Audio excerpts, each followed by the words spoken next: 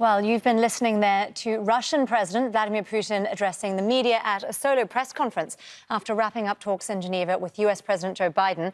He did confirm that they discussed security, trade relations, human rights, cybersecurity, as well as the issue of Crimea and the militarization of the Arctic.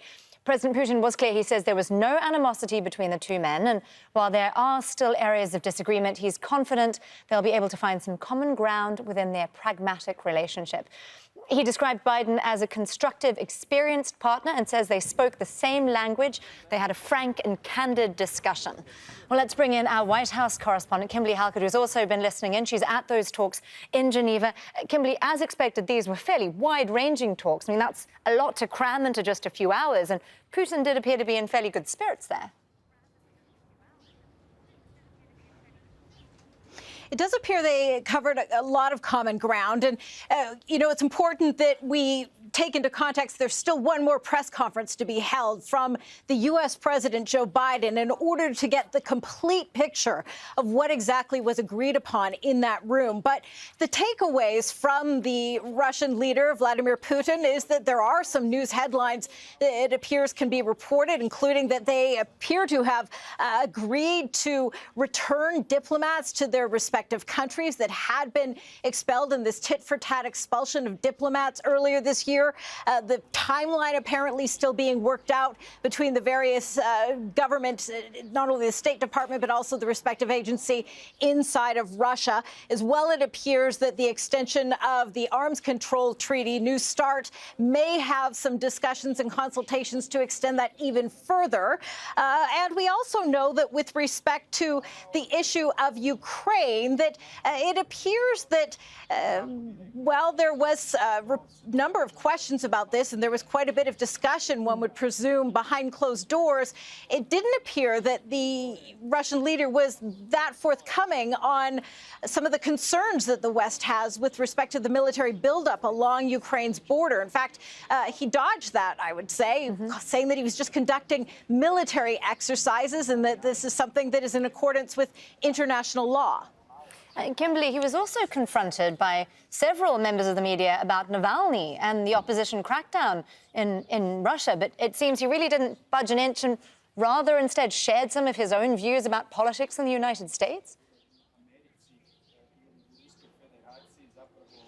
Well, he seemed to say you're really one to be pointing the finger when the old saying goes, there are three other fingers that are pointing back at you, highlighting some of the uncomfortable truths about U.S. and its struggle with democracy as well. He referenced the Black Lives Matter movement that at times has been very disruptive in the United States as they continue to advance again and to protest against systemic racism in the United States, pointing out the fact that there have been, as he said, people are being trained to throw Molotov cocktails. He likened the sort of opposition protests in Russia as being very similar to the demonstrations we've seen played out on U.S. streets. He also pointed to the fact that there is a problem with policing and police reform needed in the United States, that people can be shot in the back with, he sort of alleged, impunity. And certainly this is something the United States is working on. So the argument being made is that can you really point the finger? And I think the most telling part of that in reference and defense of the argument that concerns about Alexei Navalny, the Russian opposition leader who is currently in jail, many concerned he could die in prison, is the fact that leading up to this summit, the name-calling that occurred between Joe Biden and Vladimir Putin, Joe Biden calling Putin a killer, was answered very squarely, saying that Joe Biden called him, and this is how he explained himself. He was satisfied with that explanation, and he pointed to history and the drone attacks that have occurred in Afghanistan on civilians, the strikes that have occurred. And he said, who's the killer now? Well, that is an uncomfortable truth for the United States, that there have been accusations of extrajudicial killings. So he really was very good at some of those uncomfortable issues, whether it be Ukraine, whether it be Alexei Navalny, of redirecting and pointing the arguments back, saying, is this the U.S. Great history of respecting human rights? Essentially saying, I don't think so. So those are some difficult conversations that were likely had, and this is certainly evidence of him dodging the questions, if you will. Well, speaking of trying to turn the tables and point the finger the other way, we did expect that cyber attacks were going to be discussed. Clearly they were, and it does appear that there will be more consultations now going forward. Yes, but as you point out, there was the turning of the tables on that answer as well. It really, we saw Putin not accepting responsibility for the safe harbor that the United States is accusing Russia, if not being behind those attacks that have affected the colonial pipeline, that have certainly harmed American businesses. And what he essentially said was, well, those are occurring in the United States. It's happening in Canada. It's happening in Latin America. But the United States intelligence agents say it's happening in Russia. And if this is not state-sponsored, then certainly there is knowledge of it happening in the Kremlin, and that Russia has a responsibility to see that it stops. So he didn't appear to acknowledge any responsibility in any way, but to say that there would be consultation moving forward. Kimberly Halkett there, our White House correspondent, covering all of that for us from Geneva. Thank you so much, Kimberly. Well, as Kimberly was mentioning, Russian President Vladimir Putin says those talks with US President Joe Biden were constructive, despite many divergent positions. There has been no hostility. On the contrary, our meeting took place in a constructive spirit. Indeed, we have varied assessments on a number of issues, but both sides expressed the intention to understand each other and seek common ground. Talks were quite constructive. And as we were just discussing, both sides appear to have agreed for their ambassadors to return to their respective countries.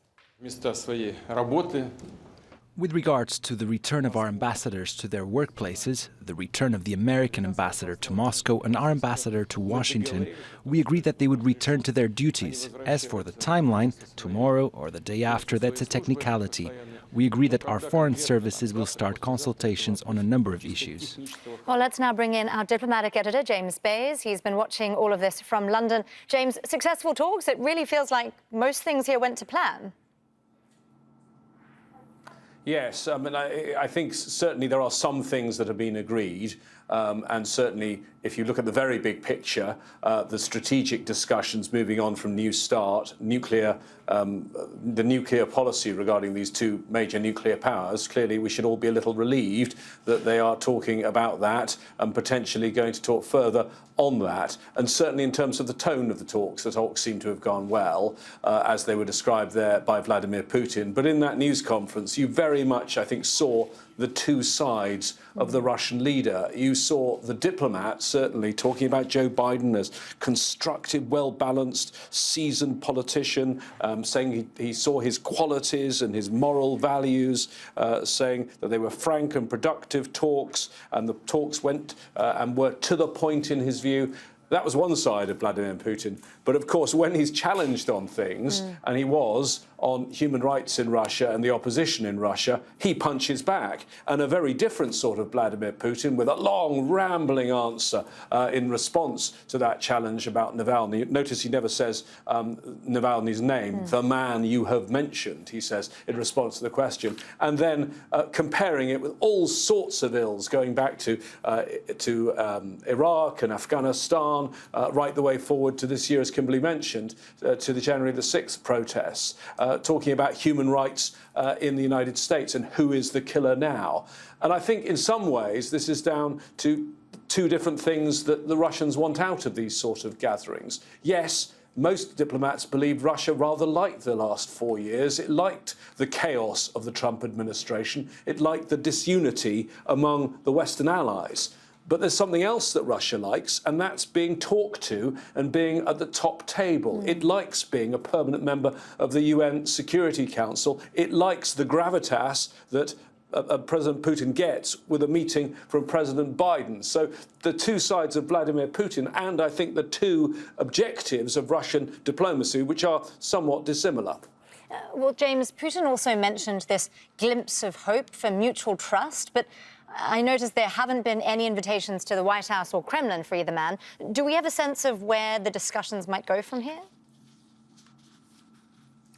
Well, I think the answer is that the diplomats will tell you the important thing is that discussions continue in some way, because you need to have a process and you need to have regular meetings. And clearly the spiral was going downwards with diplomats on both sides being expelled, and then more recently both of the ambassadors effectively leaving their capitals, and one returning to Moscow, one returning to Washington. I think if you can get the diplomats back and the ambassadors back, you can at least start a dialogue, even if they don't agree on things. But a major change in Russian-US relations, I think that's unlikely. Vladimir Putin has been in power for 2 decades, more than 2 decades, and he's not going to change. And he's certainly, despite the fact he says he saw President Biden's qualities and moral values, certainly the values of Russia and of Vladimir Putin are not what would be described as US values.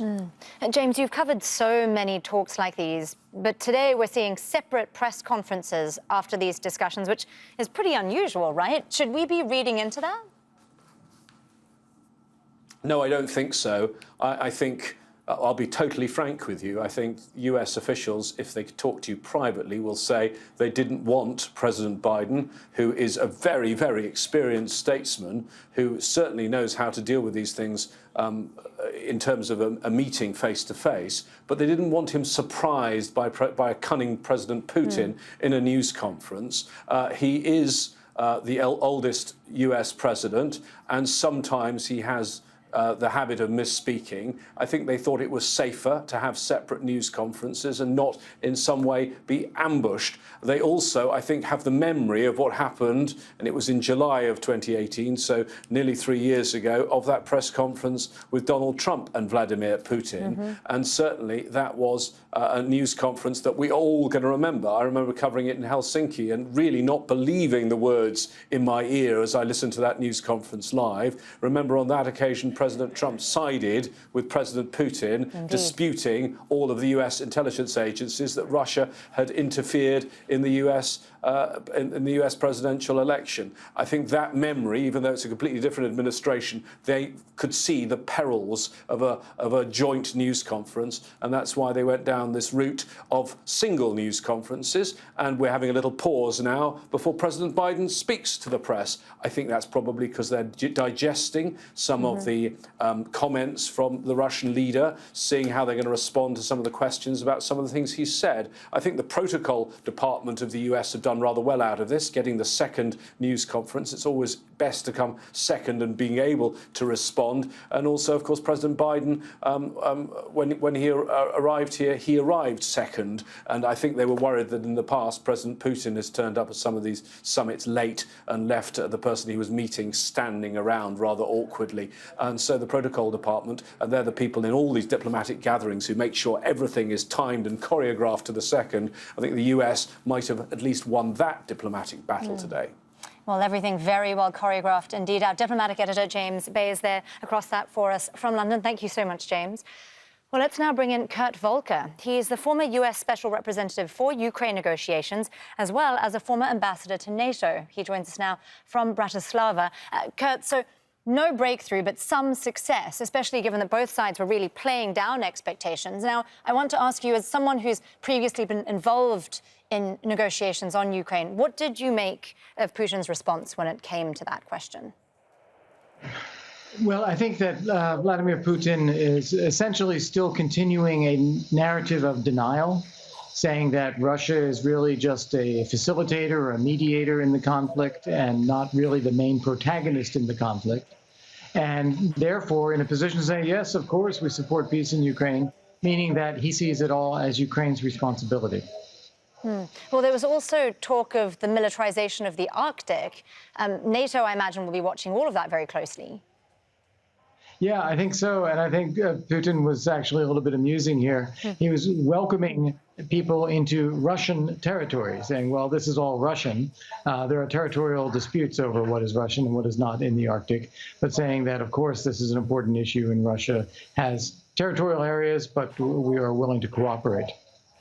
I was just talking to our two correspondents about the dynamic, and we know that Biden has obviously been pretty outspoken about Putin in the past, calling him a killer, that very notorious line. And as we were reminded today, he even told Putin that he didn't have a soul back in 2011. What did you make of the dynamic between the two men today? Well, clearly President Biden wanted to strike a tone of being willing to try to work together if Putin is willing to try to work together and to de-escalate tensions. And as the Biden administration said repeatedly, try to create a more stable and predictable relationship. So the surface dynamics here are that Biden conveyed that image from the United States. And I think President Putin is trying to convey a similar air of, or tone, if you will, of yes, we are willing to work together and we want to de-escalate as well. But the substance of what Putin is saying is that he denies responsibility for what Russia is doing, puts more blame on others in the United States, and is going to continue some of the activities that he has been doing, such as the aggression against Ukraine. Well, speaking of that, trying to shift the responsibility, I'm curious as to where you think the conversations will then go on cybersecurity, because obviously that was going to be a huge chunk of the discussions today. Where does that go from here? Well, it was very interesting. One of the answers he gave was to say that the preponderance of cybersecurity attacks are coming from the United States, so this is really a U.S. problem.